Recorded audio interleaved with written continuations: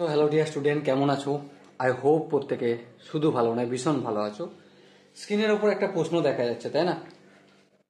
প্রশ্নটা কি বলেছে প্রথমে আমরা ফটাফট করে লিখে নেব, তারপর তার সলিউশনের দিকে ধ্যান দেবো। ওকে, প্রশ্নে বলা রয়েছে sine 50 degree minus sine 70 degree plus sine 10 degree equal to 0। এটা আমাদের প্রুভ করতে হবে, প্রমাণ করতে হবে। ওকে, তো চলো ফটাফট করে প্রমাণ করব। বাট প্রমাণ করার আগে আমরা একটা কাজ করব।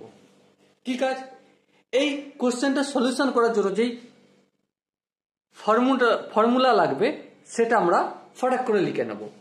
এবার তোমরা লক্ষ্য করো, আমরা একটা ফর্মুলা আই হোপ তুমি জানো যে sine C minus sine D. তো sine C minus sine D এর ফর্মুলা আই হোপ আমি ছাড়া তোমরা প্রত্যেকে জানো। আর সেটা কি? সেটা হচ্ছে 2 into cos of C plus D upon 2 into sine C minus D upon 2। ওকে, তো চলো আমরা এখানে সিটাকে 50 ডিগ্রিটাকে আমরা সি ধরছি আর 70 ডিগ্রিটাকে আমরা ডি ধরছি। ঠিক আছে, তো ধরার পর সূত্র অনুযায়ী 2 লিখবো, তারপর লিখবো cos সি প্লাস ডি মানে 50 প্লাস 70 120, সেটাকে 2 দিয়ে ভাগ করলে 60 ডিগ্রি। তারপর multiple sine C minus D, C minus D 50 থেকে 70 ডিগ্রি বিয়োগ করলে -20 ডিগ্রি, আর -20 ডিগ্রি বাই 2 মানে সাইন অফ -10 ডিগ্রি। তারপর প্লাস যেমন সাইন 10 ডিগ্রি আছে তেমন লিখে দিলাম। এবার দেখো 2 ইন্টু cos 60 ডিগ্রির ভ্যালু কত? আই হোপ আমি ছাড়া প্রত্যেকেই জানো যে cos 60 ডিগ্রির ভ্যালু হচ্ছে 1/2।